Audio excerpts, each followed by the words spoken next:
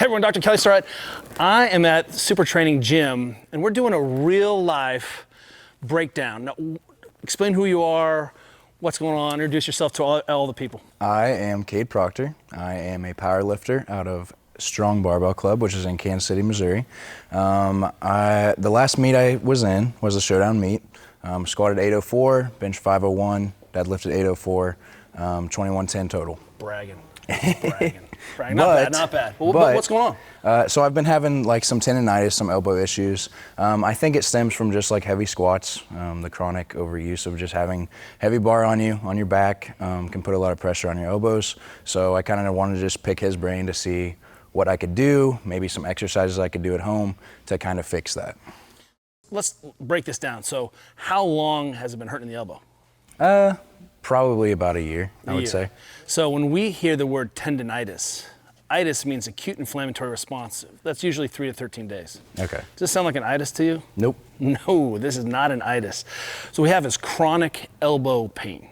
And what happens is, just for all of us who kind of battle these positions, what you think is part of the game, right? If I'm gonna put 700-800 pounds on my back regularly, my elbows hurt. Yep. Now, do they hurt right away? No, it's usually about like 2 days later. I would say. You mean like DOMs? You get like elbow DOMs from yeah, squatting? like DOMs, yep. I would say about 2 days later, and it's usually like before I go to bed. So every night I'm getting ready for bed, and then it's like a pulsating in my elbows, like right where the brachialis ends, right near my elbow. So pro tip, don't go to bed? I guess so. I mean, just, you know, like don't sober up. It's like the same idea, right? You'll never be hungover. Well, let's talk about what the position is, right? So if we're getting under the bar, let's take a look. And this is an empty bar, and sometimes my strength athletes need a little bit extra load to actually set the bar. That's true. But we're gonna see what it looks like right now, okay? So show me what it looks like. Okay. Pretty fancy. Dude, I love how just like set it in there. So usually I'll set in like this. And then... Excellent. Okay, so what we wanna do is try to understand what the heck is going on, right? And what we're thinking here is, okay, go ahead and rack that so you can get out of that shape. Cool. What is the elbow prep going in? So one of the mistakes that we see, or errors sometimes, is that you do a lot of prep for your lower body. I know, because it's what it takes, even just to put on the briefs is like a workout, right? So tell me how you get your elbows prepped for squatting.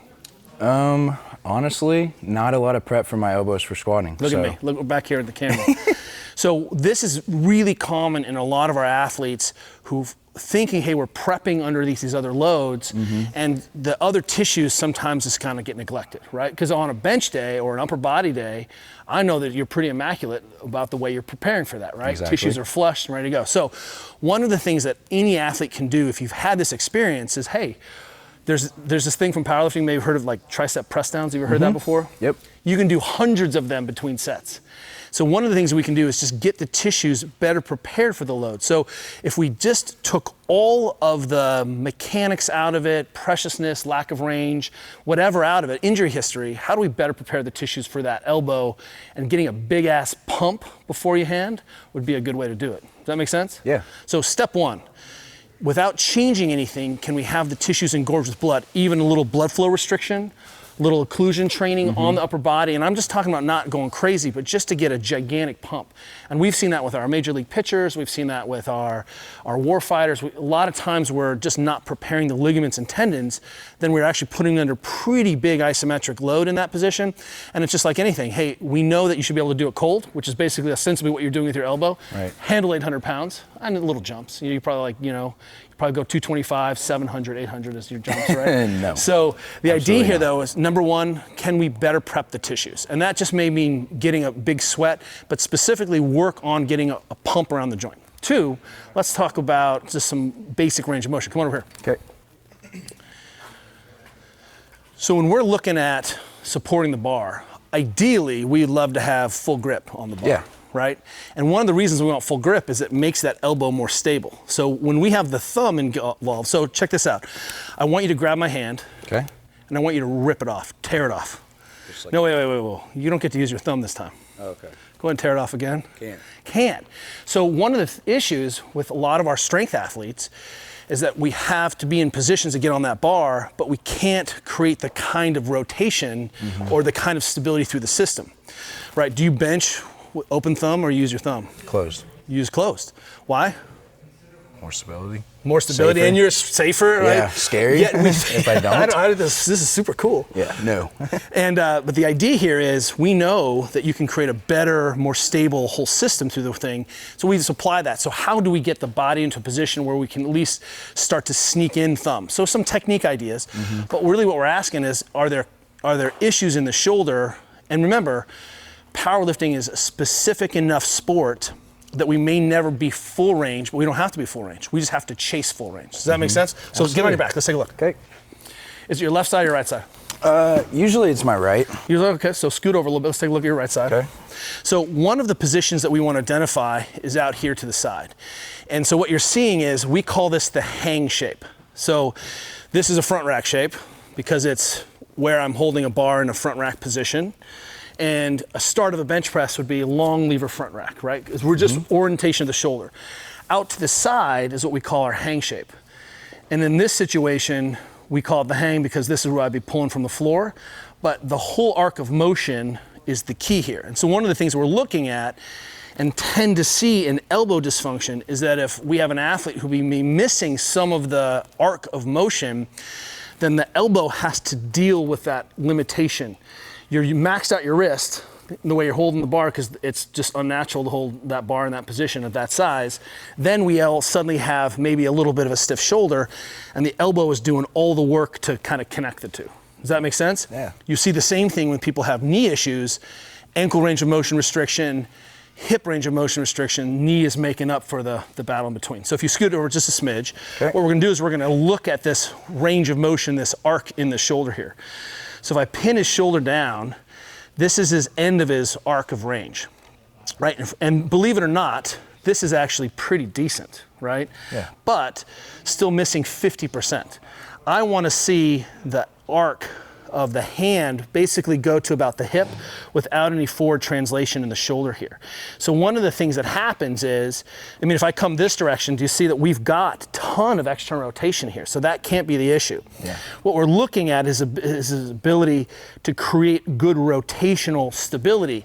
And if he's missing one side, then the shoulder tends to come forward a little bit. And once again, we're kind of caught where that elbow's got to make it up for it, right? So one of the things that we can do then is just return his internal rotation. Now, the key here is we see this also show up in bench. If I can't have internal rotation and full extension, then the shoulder starts to come forward as a compensation mechanism for it, right? This is why we love floor pressing and we love board pressing, forces us to be able to maintain the range without this translation forward. And because that's where we get into problems. And it's not you, I'm not talking about this as a bench issue. Yeah. But benching will necessarily take away your shoulder extension because your body's so good at hanging on the lat to be able to press off the lat that shoulder will get stiff. And one of the ways that we can improve the load on the elbow here is to just address the fascia. Now, the key here is to see that we've got muscle and connective tissue, and if we just have a little bit of restoration of those positions, and this can be a barbell laying here, having a friend or a super friend lay on this. You can even help me with that internal rotation. Just internally rotate as I do it. Just bring your hand to the table. So he's just helping and I'm assisting. And all I'm doing is holding this tissue down. His shoulder's over here. I'm not even up in the shoulder. I'm just on the deltoid and looking at some of this tissue in this system. And one of the things you described is, hey, I feel like some of my arm musculature coming in here, right? So we're just going upstream and making sure that tissue system is a little bit more effective. Does that make sense? So that'd be number 2, I'd kind of keep an eye on. And again, we may never need full range of motion here. We may never get it because he's so strong benching 5, but we don't have to have it. We just have to chase it. Improving the mechanics a little bit is enough for the brain to unload or think it's a different position. Also, it's enough for you just to have a little bit of breathing room, right? So a combination between let's get pumped up before, let's get a big pump. Second, let's just keep an eye on this, that can make a big difference. Lastly, I think it's worth looking at is having a conversation about how you take care of the biceps. So what's the last time you mobilized biceps and forearm? Like train them separately? Mobilized them, took care of them. Do you do anything for your quads or hamstrings? Yeah. So what do you do for your biceps? Nothing. So this happens all the time, right? Where I'm like, hey, I don't know if you notice this, but you're a big, strong guy and your biceps are kind of huge. But because the arm doesn't give us very much grief, oftentimes our elbows will have insertional problems with our benching, right? Because that's something we see in this community a lot. But when we look at the whole system, because if I went down and was like, hey, your knee hurts and your quads are stiff, you'd be like, hey, I'm gonna work on my quads to improve my knee, right? Yeah. That makes sense. Mm-hmm. Stiff calves can affect knee pain. Stiff hamstrings can affect knee pain. So if we've got pain in and around the elbow, let's go ahead and spend a second addressing some of the soft tissues here. And an easy way to do that is grab a heavy barbell and just smash the crap out of the biceps in here. And you'll see that because these tissues, some of them are so hard working and they don't raise their hand very much and need a lot of attention, we don't give them a lot of attention because there's so many other things to work on. Mm-hmm. So working on placing that barbell here, placing that barbell here will do a lot to restore the rotation of the wrist. So notice that we're sort of working our way out. First thing is like, can we change the environmental behavior, get you pumped? Mm-hmm. Second, let's chase the rotation up here. And then one of the things that we see a lot of is because we're handling these loads, what ends up happening is that we start to spend time in this position, like I'm grabbing a bar, and we end up losing some of all the full rotation of the wrist in these positions. And so what we're really trying to do here is come back to that rotation idea where you're anchoring that thing down with a heavy barbell and then trying to add some rotation. One of my favorite drills to improve that, come on with me, right, is going to be a simple hang. And I don't give a crap that you can do a pull-up. That has nothing to do, right? Right. But let's take a position that forces you into the full end range position. So instead of being in this position, let's rotate it here. Just put your hands together on the bar for me. Okay. And then just lower yourself down to your knees, right? And then you can start to back that out and open. You don't even have to hang. But as he starts to open this up, like he was doing a chin, so start to back your hands, your knees away a little bit, just so that you're just opening that up, like you were hanging, right? So suddenly you can see what's happening is he's already losing his pinky grip here, right? And that's not a strength problem. That's a, hey, I'm having a rotation problem. So when we look at some of our classic assistance work, some of the assistance work we were doing was about just keeping an eye on these rotational pieces. The Russians say the hands are clever, and what it means is our hands will continue to solve that problem of lack of range until I start to lose the ability of the hand to solve that problem. Remember how you grip the bar, right? So the hand has lost its ability, that puts it straight on the elbow. So starting to spend time in some of these positions where we're just hanging around on a pull-up bar, or not even a full pull-up bar, on a rack, and just breathing and just putting the tissues under tension is an easy thing to do between sets to keep an eye on this, right? One of the ways that we can also do this, come on up, take that bar out of the rack for me, and then move your hands out to the grip and an underhand grip, but go all the way out to the ring, right? Now all I've done is force that full rotation and then do some curls all the way out the ring for me. And you can see here that at the bottom where he wants to go is here.